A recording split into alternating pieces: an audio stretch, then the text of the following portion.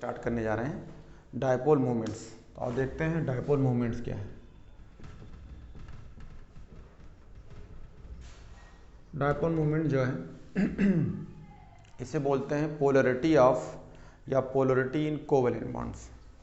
तो इसको बोल सकते हैं पोलरिटी इन कोवेलेंट बॉन्ड। इसको रिप्रेजेंट भी करते हैं म्यू से। किससे? म्यू से रिप्रेजेंट करते हैं। मान लो कि एटम ए है और दूसरा बी है, इनके बीच में एक एक इलेक्ट्रॉन की शेयरिंग है, तो ये कोवेलेंट बॉन्ड होगा। इसमें एक चीज़ देखना होगा, ये एटम मीना होना चाहिए और दूसरा वाला ये एटम लीना होना चाहिए। अगर ये मीना है तो इसका मतलब मोर इलेक्ट्रॉन नेगेटिव एटम है, और ये लीना है इसका मतलब लेस इलेक्ट्रॉन नेगेटिव एटम्स हैं। तो ये नेगेटिव होगा तो ये मोर इलेक्ट्रॉन नेगेटिव है तो इस पर नेगेटिव चार्ज आएगा या पार्शियल नेगेटिव आएगा, इस पर पार्शियल पॉजिटिव आएगा। जिधर इलेक्ट्रॉन्स का मूवमेंट होता है उधर ही जो है डायपोल होती है। अब डायपोल को रिप्रेजेंट करने के लिए जो होती है ये हेड होती है, जैसे ये हेड है और ये टेल होती है। तो इसी को जो है अगर इधर जो है आपका मोमेंट है तो इधर ही दिखा देंगे और ये टेल दिखा देंगे, तो इसका मतलब यही डायपोल मोमेंट्स हैं। इसे म्यू से रिप्रेजेंट करते हैं। तो अगर इसको जो है रिप्रेजेंट करना चाहते हैं या इसे इस तरह रिप्रेजेंट करेंगे, अगर इसे डिफिनीशन के फॉर्म में करते हैं तो कहेंगे इट इज़ डिफाइंड एज, अगर डिफाइन करना चाहते हैं तो कहेंगे it is defined as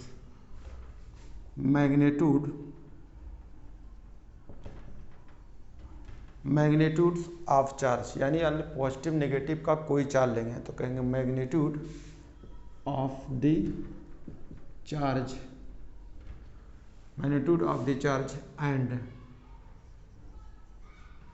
centre या डिस्टेंस कह सकते हैं, and distance between positive and negative charge. यानी इस मैग्नीट्यूड का मतलब चार्ज लेंगे और ये अगर ये पॉजिटिव नेगेटिव चार्ज है, ये पॉजिटिव चार्ज है तो चार्ज की वैल्यू लेंगे, यानी पॉजिटिव नेगेटिव साइन नहीं करेंगे, और इनके बीच की दूरी लेंगे, यानी प्रोडक्ट करते हैं।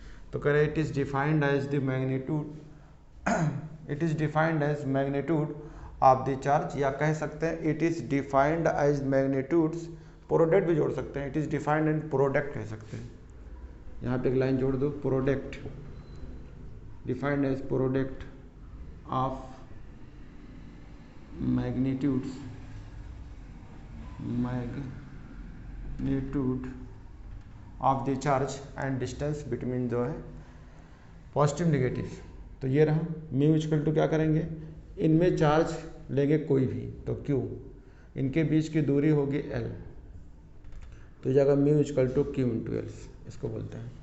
अब अगर जो है दो इसमें यूनिट होती हैं, एक यूनिट तो ये है कि क्यू को हम कूलाम्स कहते हैं और एल को जो है हम मीटर में लेते हैं, ठीक है, तो कूलाम इंटू मीटर कह सकते हैं। तो अगर कहा जाए यूनिट क्या होगी तो यूनिट कहेंगे कूलाम्स, कूलाम इंटू मीटर्स, एक यूनिट ये हो जाती है। या फिर जो है आप इसको अगर दूसरे में कहते हैं यानी CGS यूनिट में कहेंगे तो आपको इसको चेंज करना पड़ेगा, CGS यूनिट। तो CGS यूनिट में चार्ज क्या होती है, अगर कूलाम में देखते हैं तो चार्ज की वैल्यू होती है 1.6 इंटू 10⁻⁹, ठीक है। और इलेक्ट्रॉन अगर इसको लेंथ लेते हैं तो लेंथ हमेशा जो है जितना दिया होगा उसको आप मीटर में कहेंगे, ठीक है। तो ये बातें होती हैं। और इसको जो है इसकी यूनिट जो है इसके अलावा जो है आप डिबे में भी रिप्रेजेंट कर सकते हैं, ठीक है। कूलाम मीटर हो गया, या दूसरे में इसको डिबे कहते हैं, DEBYE डिबे, या इसे कैपिटल D से रिप्रेजेंट करते हैं, ठीक है। अगर इसको जो है ये लेंथ है, ये आपकी बीच की दूरी है, तो इसको आप लेंथ कह सकते हैं, लेंथ है। लेंथ को हमेशा हम मीटर में लेते हैं जितना दिया होगा। अगर इसको आप CGS में लेते हैं, CGS यूनिट्स में, तो CGS यूनिट में इसको चेंज कर सकते हैं। जैसे Q की वैल्यू होगी तो ये होती है 4.8 इंटू 10⁻⁻10 ESU, और जो है इसकी चार्ज की वैल्यू वो थी, यहाँ ESU की वैल्यू होगी कूलाम में जो होती है इसकी होती है, और इसकी लंबाई जो है वहाँ पे जैसे मान लो 1 एंगस्ट्रॉम दिया है, तो एंगस्ट्रॉम को आप चेंज करेंगे सेंटीमीटर में, तो 10⁻⁸ ये सेंटीमीटर में हो जाएगी। अब जो है अगर आपकी इसकी वैल्यू देखी जाए कि इसकी वैल्यू क्या होती है, ठीक है, ये 1D बराबर क्या होती है, तो अगर आप 1 dB कहेंगे तो Q इंटू एल की लंबाई को बोलते हैं। तो यानी अगर आप 1 dB कहते हैं कि 1 dB अगर ESU में देखा जाए कितना होता है, तो ये हो जाएगा 10⁻10 इंटू 10⁻⁸। तो ये वैल्यू है आपकी ESU और ये वैल्यू है आपके सेंटीमीटर में, तो ये अगर 10⁻18 ESU इंटू सेंटीमीटर, ये वैल्यू हो जाएगी 1D के बराबर होती है। अगर ये सेंटीमीटर में है, अगर यही वैल्यू को अगर आप कूलाम में देखते हैं तो NCERT में जाएंगे तो ये चीज़ें मिलेंगी कि 1D बराबर क्या होती है, तो कहेंगे 3.3 इंटू 10⁻30 कूलॉम्स, ठीक है। अगर ये लेते हैं तो कहेंगे कूलॉम इंटू मीटर्स, तो ये वैल्यू जो होती है कूलॉम इंटू मीटर्स में होती है, और ये वैल्यू जो होती है 1D बराबर जो होती है ये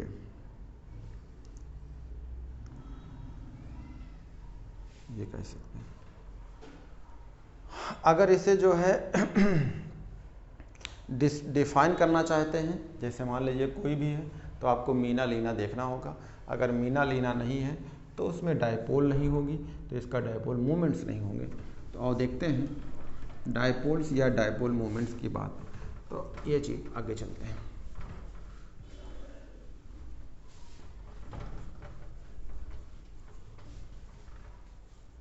यानी Q इंटू एल, प्रोडक्ट की बात करते हैं तो कहेंगे Q इंटू एल को जो बोलते हैं इसको।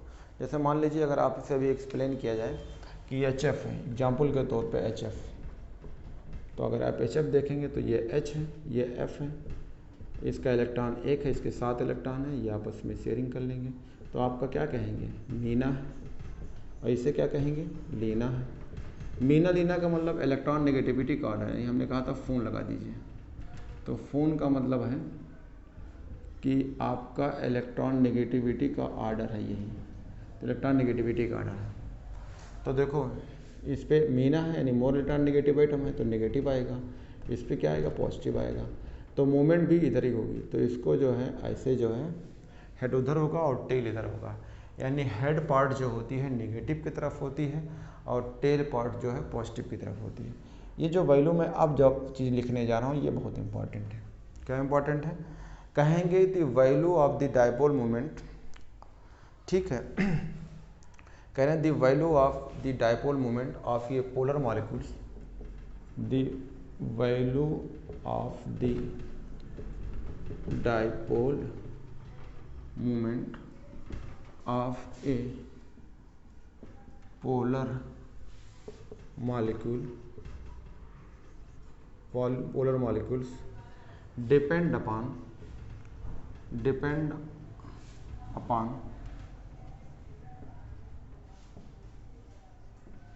geometry and shape,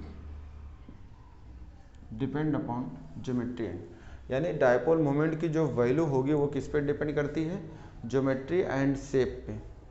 इसका मतलब है एक लाइन और कह सकते हैं, दैट इज क्या कहेंगे, कहेंगे vectorial additions, that is vectorial additions of, that is vectorial additions of the dipole moment, additions vector addition of the dipole moment of the constituent bonds of the constituent bond, बहुत important, ये बहुत important है। इसका मतलब है कि आपको ये कहना होगा कि डायपोल मोमेंट जो है ज्योमेट्री एंड शेप पे डिपेंड करती है, और इनको अगर ऐड करेंगे तो वेक्टर की तरह ऐड करेंगे। ये पॉइंट आपको बहुत इंपॉर्टेंट है। जैसे मान लो किसी को भी अगर कोई एक डायपोल ये है, इसकी वैल्यू μ1 है, दूसरी डायपोल ये है, इसकी वैल्यू μ2 है, तो दोनों एक ही डायरेक्शंस में हैं और इनके जो मैग्नीट्यूड भी सेम है, तो इसको आप रिजल्टेंट देखेंगे तो क्या कहेंगे, जोड़ देंगे μ1 प्लस μ2। अगर एक मैग्नीट्यूड्स बड़ा है दूसरी मैग्नीट्यूड छोटा है तब भी जुड़ जाएगा। अगर कोई दो वेक्टर है जिसके मैग्नीट्यूड्स ये हैं, डायरेक्शंस ये है, और दूसरे का डायरेक्शंस ये है, यानी μ1 और ये μ2 है, तो म्यू रिजल्टेंट क्या होगा, अगर ये मैग्नीट्यूड सेम है तो आप किसी में घटाएंगे वैल्यू 0 आएगी, μ1 माइनस μ2। अगर ये दोनों वैल्यू सेम है तब ये वैल्यू बराबर 0 आ जाएगी, यानी डायपोल मोमेंट्स क्या हो जाएगा, 0। अगर मैग्नीट्यूड्स, यानी ये जो बात कह रहे हैं, ये मैग्नीट्यूड्स की वैल्यू अगर एक बड़ी है और एक छोटी है, जैसे मान लो ये वैल्यू बड़ी है और डायरेक्शन इधर है, और ये वैल्यू आपकी छोटी है, मैग्नीट्यूड छोटा है तो ये वैल्यू छोटी है, तो म्यू रिजल्टेंट क्या आएगा, बड़े की वजह से छोटा को सब्सट्रेट कर दीजिए, तो μ1 माइनस μ2, यानी घटी हुई वैल्यू मिलेगी। ये रहा। तो इस तरह के एडिशंस को हम बोलते हैं वेक्टोरियल एडिशंस, ठीक है। तो वेक्टर की तरह ही ऐड करेंगे, और ये बहुत इंपॉर्टेंट होता है कि अगर वेक्टोरियल एडिशंस है तो वेक्टर की तरह ही ऐड करना चाहिए। जैसे आपको मैं अभी एक इसमें दो चीज़ों को डिवाइड कर देंगे, एक कहेंगे रेगुलर ज्योमेट्री और एक कहेंगे इर्रेगुलर ज्योमेट्री। लेकिन जैसे मान लीजिए आपको मैंने एग्जांपल दिया, इनमें से किसी को ले लें, जैसे मान लो आपका ये है BF3, तो ये बोरान है और बोरान के पास ये सेंटर है, और बोरान का पास एक फ्लोरीन ये है जिसके पास 7 इलेक्ट्रॉन होता है, और एक फ्लोरीन ये है और एक फ्लोरीन ये है। तो दो मान लो इससे ये जोड़ लिया, इससे ये शेयर कर लिया, और इस इलेक्ट्रॉन से फ्लोरीन से ये शेयर कर लिया, मान लो 3 है। तो ये वेक्टोरियल एडिशन है ना। तो मान लो ये 2 वेक्टर्स हैं, अगर कोई 2 वेक्टर्स होते हैं तो अगर इसको देखेंगे तो मान लो कि ये मीना है और ये लीना है, तो ये दोनों वेक्टर होंगे, इनके ये होंगे, इन दोनों वेक्टर के बीच में कोई ना कोई एंगल होगा, मान लो 120 एंगल है। तो अगर 20 देखते हैं तो इसके लिए फार्मूला होता है, लेकिन आप फार्मूले से ये दोनों वेक्टर के रिजल्टेंट देख लीजिए, यानी 2 वेक्टर एक इधर जा रहा है और एक इधर जा रहा है, तो इसका रिजल्टेंट मान लो ये बीच से पास हुआ, इसका रिजल्टेंट ये आपका ये बीच से है, ये इन दोनों का, और इसमें लीना मीना है तो इसका रिजल्टेंट ये ऊपर है। वेक्टर मतलब ये लगा होगा ऐसे करके, तो ये रिजल्टेंट है। अब मान लो कि ये दोनों के, यानी जो ऊपर वाला वेक्टर ये है ये, और इसका दोनों का मैग्नीट्यूड सेम है, ये मैग्नीट्यूड सेम है, और दोनों एक दूसरे के अपोजिट डायरेक्शन है, तो इसका म्यू क्या हो जाएगा, म्यू रिजल्टेंट क्या आएगा, 0। तो आप जानते हैं कि BF3 में डायपोल मोमेंट 0 होता है। आगे मैं इसको आपको बताऊंगा, ये तो आपको वेक्टर के तरीके से, यानी ये ज्योमेट्री एंड शेप पे डिपेंड करती है। पहले आप बोरान फ्लोराइड्स को ज्योमेट्री बनाइए तो कहेंगे टेट्राहेड्रल्स है और इसके बॉन्ड एंगल और बॉन्ड लेंथ सेम होते हैं, तो डायपोल मोमेंट 0 होती है, इसको बोल देंगे रेगुलर ज्योमेट्री में। अब बात देखते हैं, इसको जो है अलग तरीके से भी आप पढ़ सकते हैं। जैसे अलग तरीके से अगर आपको पढ़ना है तो एक तरह का न्यूमेरिकली पार्ट्स होते हैं, न्यूमेरिकल की तरह, लेकिन जो न्यूमेरिकल के पार्ट तरह होंगे मैं उस तरह आपको नहीं समझाऊंगा, इसको मैं आपको अपनी तरीके से समझाऊंगा। अभी मैं बुक की तरह समझा देता हूँ, NCERT जो बुक में लिखी हुई है उसी तरह। तो ये रहा आपका जो है, मान लो कोई 2 वेक्टर्स हैं, वेक्टोरियल एडिशन से, तो इसका मतलब 2 वेक्टर होगा, ठीक है। मान लो कोई A है, सेंटर आइटम है, इससे कोई जुड़ा होगा B, ये B, और दूसरा कोई जुड़ा है C, ठीक है। ऐसा कई सारे हो सकते हैं, हमने 2 कहा है, ये C है, ये मीना है, ये लीना है, तो मूवमेंट इधर होगी, ये मीना है, ये लीना है, तो मूवमेंट इधर होगी। मान लो 2 वेक्टर किसी एंगल पे, अभी मैंने आपको बताया कि 2 वेक्टर मान लो किसी एंगल पे है, तो ये किसी एंगल पे होंगे, तो इसका एंगल क्या होगा, थीटा। तो इन दोनों के बीच से जो है क्या होगा, रिजल्टेंट होगा, मान लो रिजल्टेंट आया μr। तो अगर इस वेक्टर को हम μ1 मान लें और इसको μ2 मान लें, डायपोल मोमेंट पहले वाले का μ1 है और इस वाले का म्यू 2 है। तो एक फार्मूला होता है mu R equal to under root mu R equal to under root mu 1 square plus mu 2 square plus 2 mu 1 mu 2 cos theta. ये फार्मूला है। अब इस फार्मूले को अगर आप यूज भी करते हो तो आपके लिए दिक्कत होगी, ठीक है, इस फार्मूले को। तो हम इस फार्मूले को यूज नहीं कराएंगे। क्यों? क्योंकि अगर इसको यूज करोगे तो थीटा पता होना चाहिए कि थीटा 180 की वैल्यू कितना होती है, 60 की वैल्यू कितना होती है, 30 वैल्यू क्या होती है, इन सब के वैल्यू होती है। तो इस चीज़ को छोड़ो, ये किताब की तरह था, हमारे तरीके से पढ़ो, वही आंसर आएगा।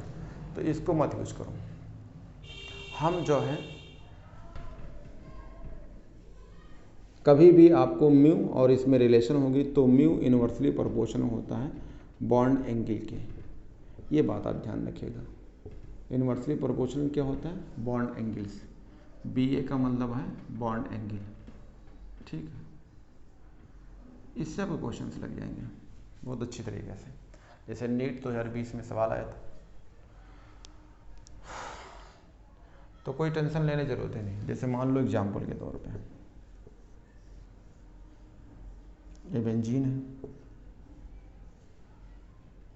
क्योंकि इसमें आपको क्वेश्चंस याद थीटा की वैल्यू याद करना पड़ेगा और फिर भी हो सकता है क्वेश्चन आप ना लगा पाए।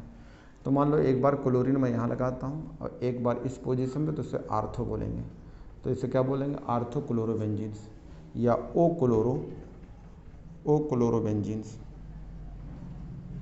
ये है। दूसरा मानो माने डायग्राम ये बनाया, एक क्लोरीन यहाँ लगा है और एक यहाँ पे लगा दिया। तो जब नंबरिंग करेंगे तो ये मेटा आएगा, या कहेंगे 1,3 कह सकते हैं, तो मेटा। या 3 नंबर पे कहें तो 3 क्लोरोबेंजीन कहेंगे, या मेटा कह सकते हैं, तो कहेंगे M chlorobenzenes, meta chlorobenzenes, ortho chloro, meta chlorobenzenes, meta पे लगा है क्लोरो।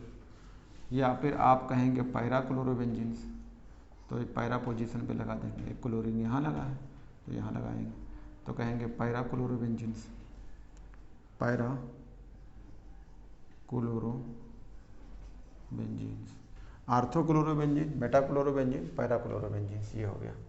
तो इसमें एंगल देखिए, तो अगर हम इसको देखा जाए, इस वाले को, इसको अगर हम देखते हैं, ये कार्बन है तो ये मीना हो जाएगा, तो ये मोमेंट इधर जाएगी और ये मोमेंट इधर आएगी। इसको सेंटर से देखते हैं। मान लो ये एक वेक्टर इधर है तो इसका डायपोल इधर गया, तो इसका डायपोल नीचे आएगा, यहाँ से हो जाएगा। तो दो वेक्टर हैं एक दूसरे के बीच, मतलब एक दूसरे को अपोजिट में है, तो म्यू रिजल्टेंट क्या होगा? 0।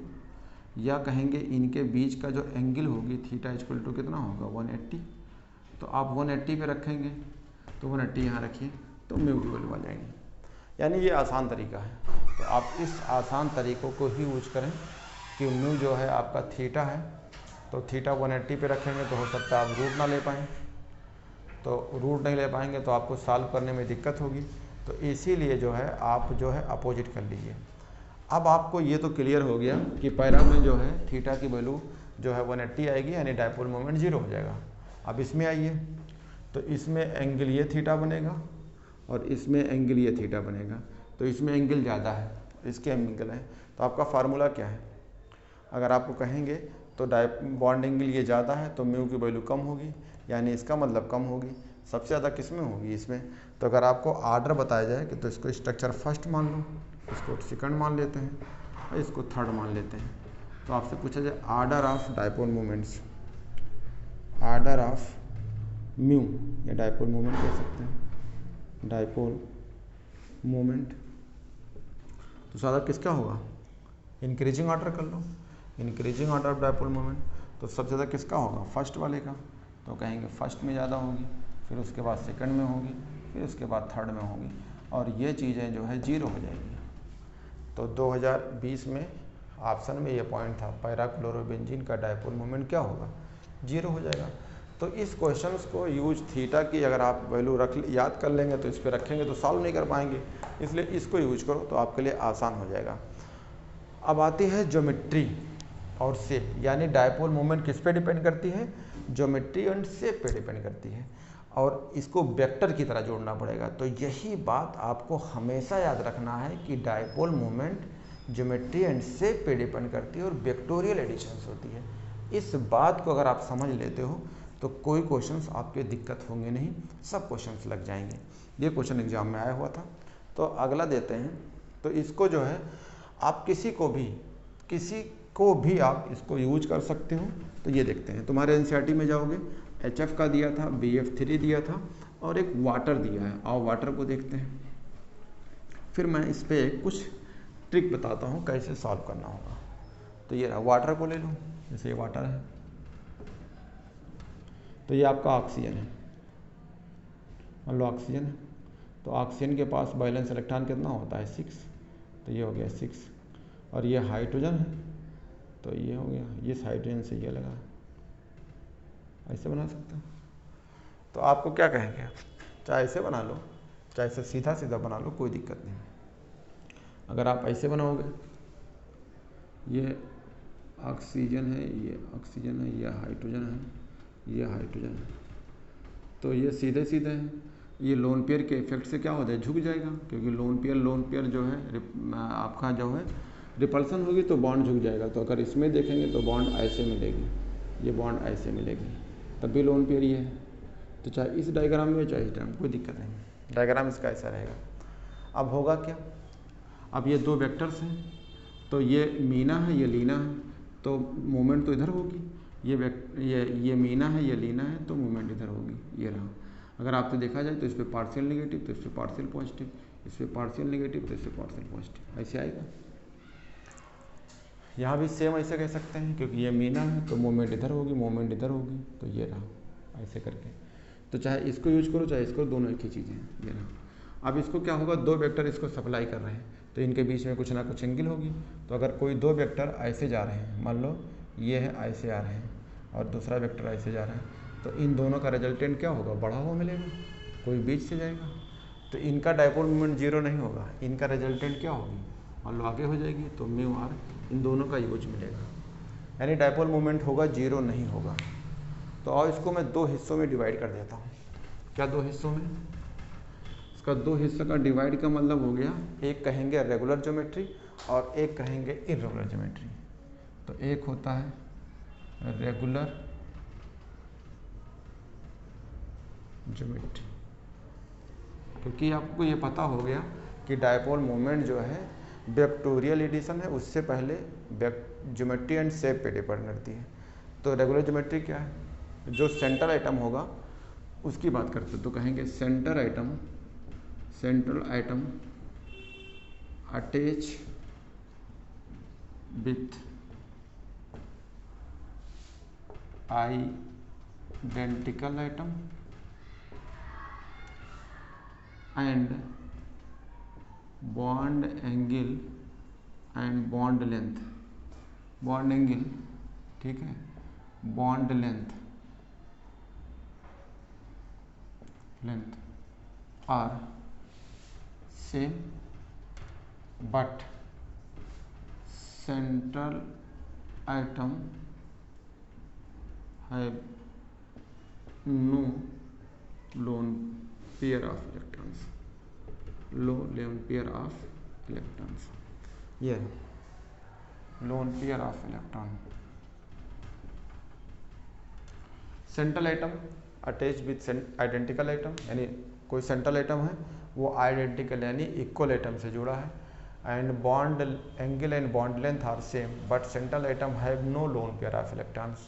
तो ऐसे ज्योमेट्री क्या बोलेंगे, रेगुलर ज्योमेट्री। अगर ऐसा मिलेगा तो बिना कुछ सोचे समझे कह सकते हैं कि इसका डायपोल मोमेंट्स क्या होगा, जीरो होगा। तो म्यू इक्वल टू क्या हो जाएगी, जीरो, यानी डायपोल मोमेंट जीरो हो जाएगा। कैसे एग्जाम्पल है, तो आओ कुछ एग्जाम्पल लेते हैं। जैसे टाइप्स, ऐसे कौन कौन टाइप मिलेंगे, तो एक हो गया MX2 टाइप, एक हो जाएगा MX3 टाइप, एक हो जाएगा MX4 टाइप। MX2 में कैसे, जैसे कोई कंपाउंड बेरिलियम का है तो BeCl2 कह सकते हैं, BeS2 कह सकते हैं, या BeF2 कह सकते हैं। ऐसे अभी मैं एग्जांपल लेता हूँ, पहले इसको MX2 टाइप में यानी M ये है तो ये 2 लोग होंगे। MX3 टाइप में जैसे बोरान है तो बोरान के फ्लोराइड्स, बोरान के क्लोराइड्स, बोरान के ब्रोमाइड्स, ऐसे कह सकते हैं। या बोरान के हाइड्राइड भी लिख सकते हैं। ये वैसे अनस्टेबल होता है, ये डायमर बना लेता है। ठीक है, 4 में आ जाइए।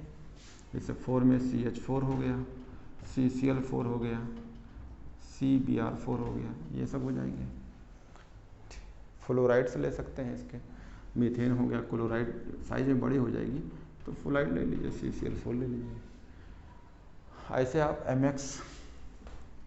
MX5 टाइप में ले सकते हैं, PCl5 है। इस बार आया था नीट में SB5 था, ऐसे ले सकते हैं। क्लोराइड को ले सकते हैं, फ्लोराइड्स को ले सकते हैं, या फिर कोई MX7 टाइप का हो यानी IF7 ले सकते हैं। तो इनमें देखिए डायपोल मोमेंट 0 होगी क्योंकि लोन पेयर नहीं है। जैसे एग्जाम्पल ये ले लिया तो ये बेरिलियम है, तो बेरिलियम के वैलेंस इलेक्ट्रॉन 2 हैं, क्लोरीन के ये है और ये क्लोरीन है, तो ये इससे शेयर कर लिया इलेक्ट्रॉन्स का और इससे ये इलेक्ट्रॉन का ये शेयरिंग कर लिया। अब ये मीना है, ये लीना है, तो मोमेंट इधर जाएगा। ये मीना है, ये लीना है, तो इसका मोमेंट इधर आएगा। अब ये दोनों के मैग्नेट्यूड हैं, एक दूसरे के अपोजिट डायरेक्शंस में हैं। ठीक है, अपोजिट डायरेक्शन में है, इस तरह के हैं, तो म्यू क्या हो जाएगा 0। तो ये तो हो गया इसकी ज्योमेट्री बना के डायपोल मोमेंट वेक्टर एडिशनल देख लिया। और वैसे ही आपको अगर आपको दिखता है कि सेंट्रल आइटम्स आइडेंटिकल आइटम से अटैच हैं, बॉन्ड एंगल और बॉन्ड लेंथ सेम है, तो कहेंगे म्यू 0। ये रहा, इनमें किसी का 0 होगा।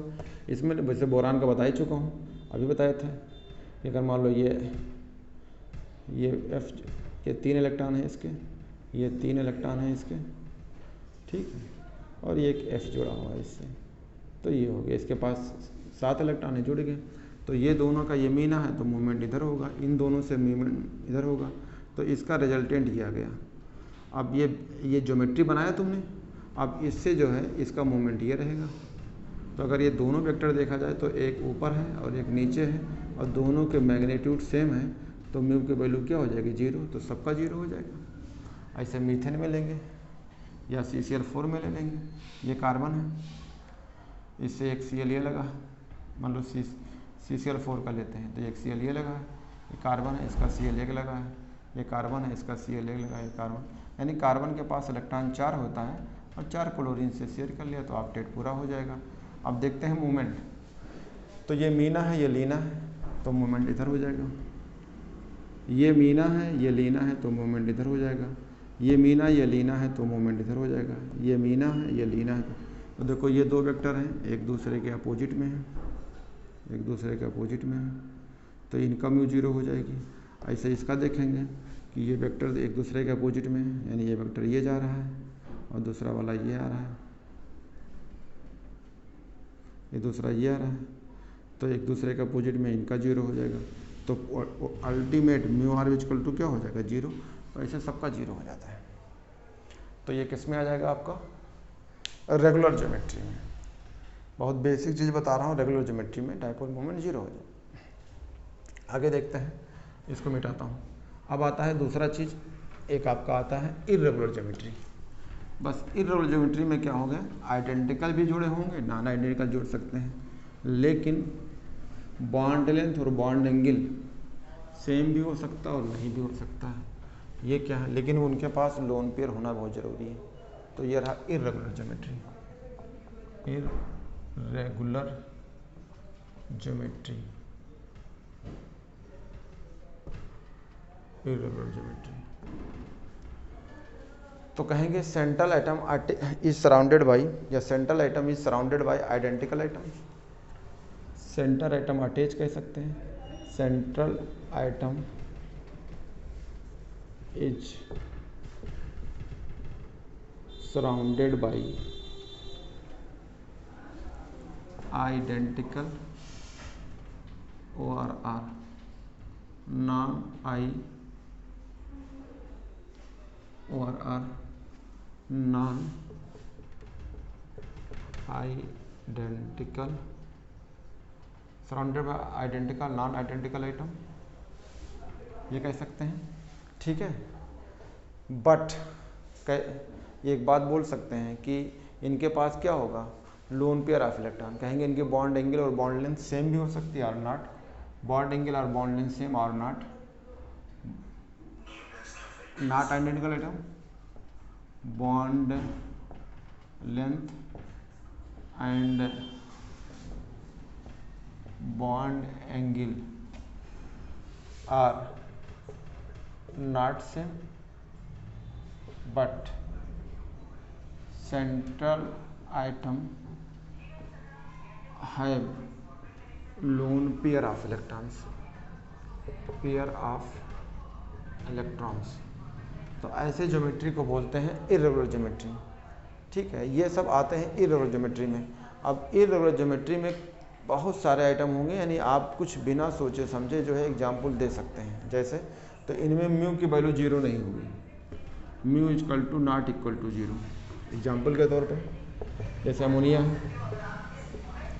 यहाँ पे एक लाइन कह सकते हैं बॉन्ड लेंथ और बॉन्ड एंगल आइडेंटिकल आइटम हो सकता है, लेकिन bond length bond angle change हो जाएगी। जैसे ये सेंट्रल आइटम है, आइडेंटिकल जुड़ा हुआ है, लेकिन इसके पास लोन पेयर है, तो लोन पेयर रखे हैं। वाटर है, आइडेंटिकल से जुड़ा है लेकिन लोन पेयर रखे हैं, ठीक है। PCl3 आइडेंटिकल से जुड़ा है लेकिन लोन पेयर रखे हुए हैं। तो जो लोन पेयर रखते हैं उनके जो है डायपोल मोमेंट 0 नहीं होंगे। ये सब एग्जाम्पल होता है, जैसे SO2, ठीक है। तो ऐसे बहुत सारे एग्जाम्पल हैं जिनके पास लोन पेयर होने के बाद डायपोल मोमेंट 0 नहीं होता है। किसको छोड़ के, सिर्फ एक्सेप्ट XCF2 और XCF4, ये ध्यान रखिएगा, इन दोनों को छोड़ के, क्योंकि इनके पास लोन पेयर है, इनके पास लोन पेयर हैं, लेकिन इनका दोनों का डायपोल मोमेंट जो है 0 होता है, एक्सेप्ट यानी सिर्फ इन्हीं को छोड़ के। ये बात ध्यान रखिएगा, ये इनको छोड़ के बाकी जितने लोन पेयर रखते हैं उनका डायपोल मोमेंट 100% जो है 0 नहीं होगी, 0 होगी ही नहीं। जैसे अभी अमोनिया पढ़ा है, डायपोल मोमेंट कभी 0 नहीं हो सकती। इसमें आप ले सकते हैं NF3, तुम्हारे NCERT में है, NH3 और NF3 ये दोनों दिए हैं। और देखते हैं, जैसे मान लो ये अमोनिया है, अमोनिया का डायग्राम, तो ये अमोनिया है, इसके पास लोन पेयर है, और ये लोन पेयर ये हाइड्रोजन से जुड़ गया, ये हाइड्रोजन से जुड़ गया, हाइड्रोजन से जुड़ गया, ये। अब इसका जो ज्योमेट्री क्या होगी, क्योंकि लोन पेयर और बॉन्ड पेयर ऑफ इलेक्ट्रॉन है, lone pair and bond pair of electrons हैं, तो इनमें क्या होगा, इनका रिपल्सन हो जाएगी। कौन सा रिपल होगी, लोन पेयर और बॉन्ड पेयर ऑफ इलेक्ट्रॉन का रिपल्सन। तो ये झुक जाएगा, झुक जाएगा तो इसका स्ट्रक्चर हो जाता है पिरामिड की तरह, यानी ये पिरामिडल हो जाएगा। ये अब देखो, लोन पेयर है तो डायपोल मोमेंट 0 नहीं होगा, तो NCERT में जाएंगे तो ये मिलेगी आपको। तो ये तो आपका मीना है, ये लीना है, तो मूवमेंट इधर होगी डायपोल की। ये मीना, ये लीना है, तो इसका भी मूवमेंट इधर ही होगा डायपोल का। ये मीना, ये लीना है, तो डायपोल मूवमेंट इधर होगा। तो ये तीनों का एक रिजल्टेंट होगा, ये तीनों का रिजल्टेंट ये हो गया। ये लोन पेयर से भी रिजल्टेंट कुछ होगा ही है, तो अल्टीमेटली दोनों का रिजल्टेंट मिला के बढ़ा हुआ मिलेगा। यानी अमोनिया में कहेंगे, अमोनिया के स्ट्रक्चर में जो सेंटर आइटम नाइट्रोजन है, हाइड्रोजन अपना इलेक्ट्रॉन्स मीन्स पोलरिटी नाइट्रोजन के p ऑर्बिटल में दे देता है। अगर यही चीज़ें अगर कंपेयर करते हैं, NH3 का हो गया, अगर यही करते हैं NF3 से, तो स्ट्रक्चर रहा सेम ऐसे, ये नाइट्रोजन है। ये दोनों एग्जाम्पल आपके NCERT में है, इसलिए बता रहा हूँ।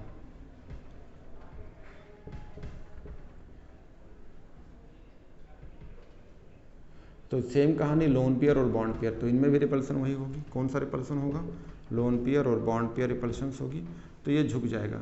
तो कैसा बन जाएगा, ये भी पिरामिड था तो ये भी पिरामिडल, यानी पिरामिडल बन जाएगा। तो ये भी बनेगा पिरामिडल ही। अगर पिरामिड बनेगा, ये F है, H नहीं है, क्योंकि H बना चुका हूँ, ये F का बनाना है, तो ये F होता है।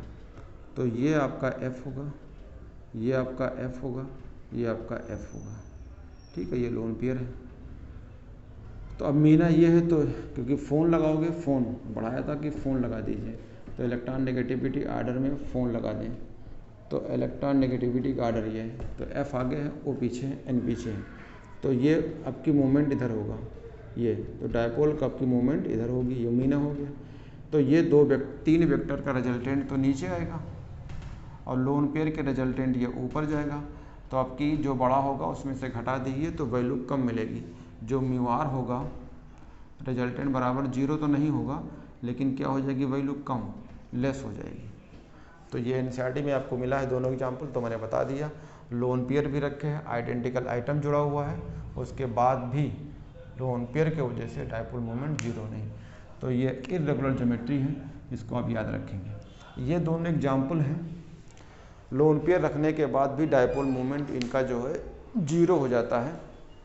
0 क्यों होता है, क्योंकि आपको ज्योमेट्रिकल एडिशन से। तो आइए दोनों एग्जाम्पल देखते हैं, इसको मिटा देते हैं।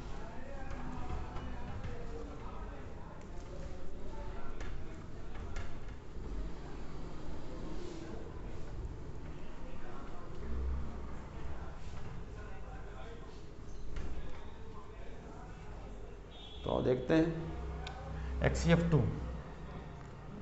तो पहले बात, ये ज्योमेट्री शेप पे डिपेंड करता है, तो ज्योमेट्री बना लो। तो Xe है, तो Xe के पास इलेक्ट्रॉन जो होगा वो आप जानते हैं कि 8 इलेक्ट्रॉन होगा। तो 8 में से एक F ये है और एक F ये है। इनके पास इलेक्ट्रॉन जो होते हैं वो 7 इलेक्ट्रॉन होते हैं। तो एक इससे जुड़ जाएगा और एक वाला इससे जुड़ जाएगा, ठीक है। अब देखिए, एक तो ये बैठा है, ये अरेंजमेंट है। अगर आपसे पूछा जाए कि Xc का ज्योमेट्री क्या है, तो कितने लोग बैठे हैं, तो एक ये बॉन्ड और ये क्या हो, 2 हो गया, और 3 लोन पेयर हैं। तो इससे उनकी ज्योमेट्री जो हो जाएगी वो कहलाएगी ट्राइगोनल बाईपिरामिडल्स। ये लोन पेयर वाली ज्योमेट्री है, ये लोन पेयर वाली ज्योमेट्री बैठी, ये लोन पेयर की ज्योमेट्री है ये। तो इन दोनों के बीच में क्या पैदा होगा, रिपल्सन्स। तो लोन पेयर लोन के बीच में रिपल्सन पैदा, तो अगर आप देखेंगे तो ये दोनों जो हैं इनका रिजल्टेंट आएगा, तो ये Xc है, तो इन दोनों का रिजल्टेंट मान लो ये पास हो गया ऊपर, और ये लोन पेयर नीचे एक हाई है, ये लोन पेयर नीचे हाई है, तो इस लोन पेयर का रिजल्टेंट ये है। तो ये दोनों आपस में कैंसिल कर देंगे, ये आपस में कैंसिल होंगे, तो इनके पास क्या बचेगा, इनके पास बचेगा ये F और इनके पास बचेगा ये F। तो ये दोनों जो है इन दोनों से तो 0 हो गए, अब ये खाली बचे Xc वाले। तो Xc में देखते हैं F के साथ, तो ये F है और ये F है, ये मीना है और ये मीना है, तो मूवमेंट इधर होगी। तो अगर दो वेक्टर हैं एक दूसरे के अपोजिट डायरेक्शन है, तो म्यू की वैल्यू क्या हो जाएगी, 0। तो ये XCF2 का जो है डायपोल मोमेंट 0 होता है। अगला आता है XCF4। XCF4 जो है इसके पास लोन पेयर भी है, लेकिन डायपोल मोमेंट 0 नहीं होगा। कैसे, जैसे मान लो Xc है, तो इसको मैं ऐसे दिखाता हूँ। अगर आप इसको बनाओगे तो आपको केमिकल बॉन्डिंग में ये बात मिलेगी कि जो है ये Xc है, तो इसका एक इलेक्ट्रॉन है, तो ये इस F से जुड़ गया, इसका एक इलेक्ट्रॉन है इस F से जुड़ गया, इसका एक इलेक्ट्रॉन है इस F से जुड़ गया, इसका एक इलेक्ट्रॉन जो है इस F से। तो F के पास जो है 7 इलेक्ट्रॉन थे, एक इधर से जुड़ा एक इधर से, तो 8 पूरा हो गया ये है। और 2 ज्योमेट्री वाले बैठे हुए इलेक्ट्रॉन ये है, इलेक्ट्रॉन ये है। तो देखो, अगर ये इस पे और ये इस पे जो है पुश करेगा तो इनका इफेक्ट, इसको भी समझ सकते हो। मान लो दोनों की मिलना रिजल्टेंट ये आया, तो ये ऊपर से पुश कर रहा है तो ये नीचे से बैलेंस कर देगा। तो दो वेक्टर अगर एक दूसरे के जो है बैलेंस कर देते हैं तब भी कैंसिल हो जाते हैं। तो सेम कहानी ये है कि मान लो ये लोन पेयर है, ये इस पे और इस पे बॉन्ड पे इफेक्ट डाल रहा है, ये इस पे बॉन्ड पे डिफेक्ट डाल रहा है। तो दुनिया का ये उसूल है कि अगर आप कहीं भी इफेक्ट जा रहे हैं कर रहे हैं, मान लो हम दीवार पे लात मार दी है, तो मेरा इफेक्ट क्या है, दीवार पे निगलेक्ट है, तो वहाँ से हमें हट जाना चाहिए। गए पेड़ से लड़ गए, तो हमारा इफेक्ट पेड़ पे निगलेक्ट है, तो हमें पेड़ से हट जाना चाहिए। जैसे ये लोन पेयर इस पे बॉन्ड पे इफेक्ट डालेगा, इस पे बॉन्ड पे, तो इनका कोई इफेक्ट आएगा, ये ऐसे ही बने मिलेंगे। तो यानी इनका इफेक्ट ख़त्म। तो ये कैसे मिलेगा, ये ऐसे जैसे हैं वैसे मिलेगी। यानी लोन पेयर का इस दोनों बॉन्ड पे इस पे इफेक्ट ख़त्म हो गया, तो अब सिर्फ ये रहेगा, ये रहेगा। अब मान लो ये मीना है तो इधर जाएगा मूवमेंट, और इसका ये मीना है तो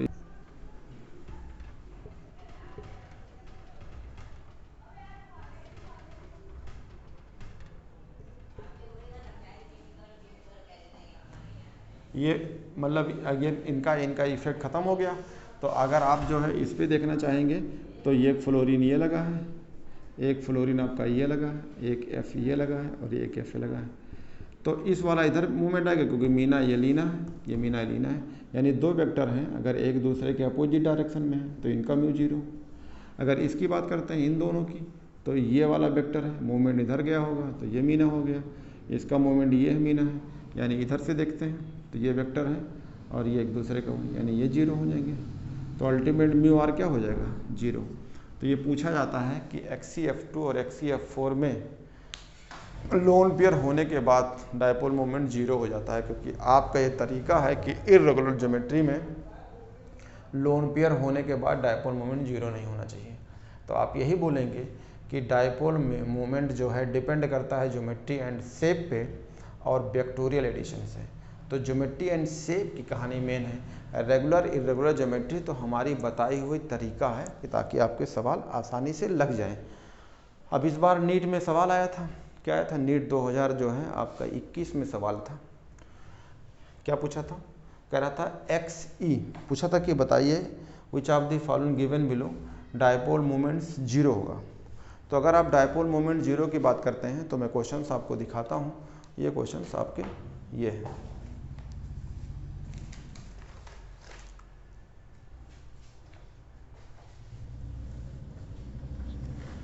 जो है इसी साल का जो है नीट का पेपर था और नीट वाला पेपर ये मेरे पास जो सेट रखा हुआ है, ये सेट जो है हमारे पास ये है और ठीक है और इसमें क्वेश्चंस हैं और क्वेश्चन को मैं दिखाता हूँ। ये है, कह रहा है which of the following molecule is non polar in nature's. ये रहा क्वेश्चन है, नीट 2021 का सवाल है। Which of the following molecule in non polar nature. ये नीट 2021 का सवाल था। आओ चेक करते हैं ठीक है कि कौन सा मॉलिक्यूल जो है इसमें नॉन पोलर होगा। तो इसका मतलब जो है क्योंकि आपको इसमें जो है ये SbCl5 है तो इसको चेक करना होगा। तो आओ चेक करते हैं। तो देखो SB5 जो है SbCl5 जो है इसको चेक कर लो। तो ये भी आपको मैंने पढ़ाया था MX5 टाइप का होगा। तो यही वो चाहे SB5 हो चाहे PCl5 हो, दोनों एक ही ग्रुप के SB हैं। तो देखो ये जो है SB है, इसके पास 5 इलेक्ट्रॉन होगा और ये आपके 5 इलेक्ट्रॉन होंगे। इससे Cl लगा है, इससे Cl लगा है, तो क्लोरीन के पास 7 इलेक्ट्रॉन होता है, तो ये 7 इलेक्ट्रॉन हो जाएगा। तो एक क्लोरीन जो है इससे जुड़ जाएगा और एक इससे जुड़ गया और बाकी जो है 2 क्लोरीन जो है ये इससे जोड़ दो और एक क्लोरीन इससे जोड़ दिया और एक क्लोरीन इससे जोड़ दिया। तो देखो ये जो लगे होते हैं इसको आप कहते हो, ये जो लगे होते हैं ये, इसमें अगर देखेंगे तो ये वाला जो होता है इक्वेटोरियल कहलाता है, यानी ये वाला जो है ये इक्वेटोरियल होता है। क्या प्लेन, किस प्लेन में होते हैं? इक्वेटोरियल प्लेन में। और ये वाला और ये दोनों, ये भी इक्वेटोरियल, ये भी, ये दोनों एक्सियल होते हैं, तो ये एक्सियल प्लेन में होते हैं, एक्सियल कहलाते हैं। तो ये दोनों जो है इसको बोलते हैं इक्वेटोरियल। जैसे यहाँ पे BF3 पढ़ाया था तो SB इन तीनों लोगों तो जस्ट लाइक वही। तो देखो इन दोनों का रिजल्टेंट ये पास होगा क्योंकि ये मीना है तो मूवमेंट इधर जाएगा, इन दोनों का मीना ये है तो मूवमेंट, तो इन दोनों का जो डायपोल रिजल्टेंट आएगा ये, तो इससे देखें तो ये मीना है ये लीना है तो डायपोल इधर जाएगा। इन दोनों को उठा लीजिए, ये ऊपर है रिजल्टेंट वाला डैश और ये नीचे जो है इसका रिजल्टेंट वाला है ये, तो इन दोनों के एक दूसरे का अपोजिट है तो म्यू जीरो। अब इस पे लेते हैं इस वाली लाइन को, ये वाली, तो अगर ये लाइन लेंगे तो ये मीना है और ये लीना है, इन दोनों में लेंगे तो ये मीना है ये लीना, इन दोनों वेक्टर को लेते हैं तो एक दूसरे के अपोजिट में है तो mu resultant mu equal to zero, तो टोटल म्यू आर क्या होगा? जीरो। तो इसका मतलब इसका आंसर SbCl5 है। बाकी क्यों नहीं है? बाकी आप देख सकते हैं, जैसे अगर आपसे कहा जाए कि ये या ये किसी को लेते हैं तो मैं अब इसको मिटाता हूँ और बाकी वालों को दिखाता हूँ कि ये क्या है। तो इसको जो ऊपर दिखा देता हूँ,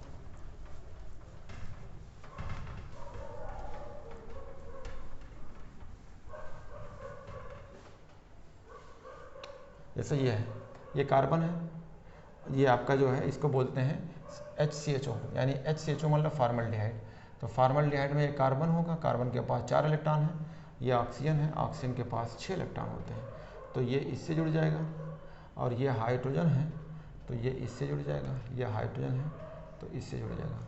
अब देखो इसमें एक पाई है और एक सिग्मा है, ये जो है इसको देखेंगे तो ये मीना है, ये लीना है, तो मूवमेंट इधर जाएगा, इसका मूवमेंट इधर जाएगा। तो दो वेक्टर हैं, एक दूसरे के रिजल्टेंट में है, तो इसका इन दोनों का रिजल्टेंट ये आएगा। और ये इसमें ये मीना है और ये आपका ये लीना है, तो इसमें देखेंगे तो मूवमेंट इधर जाएगी, यानी सिग्मा वाले बॉन्ड को ये है तो ये मूवमेंट इधर हो गई, तो दोनों का रिजल्टेंट क्या होगा, कुछ ज़्यादा ही मिलेगा, जीरो थोड़ा होगा, बढ़ गया तो ये भी जीरो नहीं होगा। यानी जीरो का मतलब क्या, नॉन पोलर, जिसकी म्यू इक्वल टू जीरो होती है उसी को तो आप कहते हैं नॉन पोलर। तो जब यहाँ म्यू इक्वल टू जीरो आएगा तो इससे क्या कहोगे कि ये कैसा है, नॉन पोलर है, जिसका म्यू जीरो नहीं होगा वो पोलर होगा। तो ये कैसा है, इसमें तो म्यू जीरो नहीं है क्योंकि इसमें है, तो ये क्या कहेंगे, ये वाला मॉलिक्यूल कैसा रहेगा, यानी पॉजिटिव नेगेटिव चार्ज आएगा, इसको क्या कहेंगे, ये मॉलिक्यूल पोलर है। तो ये आंसर नहीं हुआ, ये NO2 में आएंगे। ये नाइट्रोजन है, नाइट्रोजन के पास बैलेंस इलेक्ट्रॉन जो है आपका 5 होता है तो इससे जो है आपका नाइट्रोजन है, तो अगर ये नाइट्रोजन है तो इससे ये 2 इलेक्ट्रॉन इससे जुड़ जाएंगे, ये जुड़ गया, ठीक है। अब इसमें तो इसके पास 5 और 2 7 हो गया, यानी 1 इलेक्ट्रॉन की दिक्कत होगी, तो ये ऑक्सीजन है। तो अगर इससे जो है इस ऑक्सीजन से क्या करें, बॉन्ड बना ले, एक से बॉन्ड बना ले, शेयर कर ले, और एक वाले को ये इलेक्ट्रॉन दे दें, उसके बाद भी इसके पास 1 इलेक्ट्रॉन बचा, इसे ऑड इलेक्ट्रॉन्स कहते हैं। तो इनमें भी इफेक्ट आएगी, यानी लोन पेयर या इलेक्ट्रॉन्स रहेगा तो मूवमेंट होगी, तो इसका मतलब ये भी जो है पोलर होगा। अब आती है PCl5, यहाँ भी लोन पेयर होगा, इसमें भी 1 इलेक्ट्रॉन या लोन पेयर है तो जीरो नहीं होगा।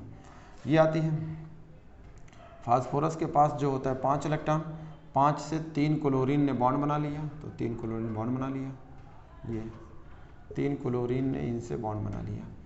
अब इसके बाद जो है 2 इससे ऑक्सीजन से बॉन्ड बना लेगा क्योंकि बियॉन्ड सेकंड पीरियड का है, तो ये बॉन्ड बन जाएगा। अब देखो ये एक दूसरे के क्या है, तो ये इधर खींचेंगे तो मीना है, ये लीना है, ये इधर खींचेगा मीना और लीना, तो ये दोनों तो जीरो हो जाएंगे, तो इनका रिजल्टेंट तो जीरो हो गया है इसका। अब ये वाला क्या है, ये मीना है तो ये लीना है, तो इसका ये हो जाएगा। इसमें देखेंगे ये मीना ये लीना है, लेकिन ध्यान दें कि इसमें एक सिग्मा है और एक पाई है, लेकिन इनके मैग्नीट्यूड्स सेम नहीं है, तो इसमें कुछ ना कुछ होगा। अगर ये वैल्यू बड़ी है तो ये वैल्यू छोटी होगी, तो घटा देंगे ना कुछ वैल्यू आएगी, लेकिन इन दोनों के रिजल्टेंट से म्यू तो जीरो नहीं होगी, कुछ ना कुछ कम वैल्यू मिलेगी। तो इसका मतलब है इसका आंसर जो होगा SB5 होगा। तो डायपोल मोमेंट के जो है ये क्वेश्चन थे, NCERT से आपको बता दिया, और आपके जो नीट 2016 का सवाल था, ठीक है। अब अगला लेक्चर जो है आपको इसको आगे मिलेगा।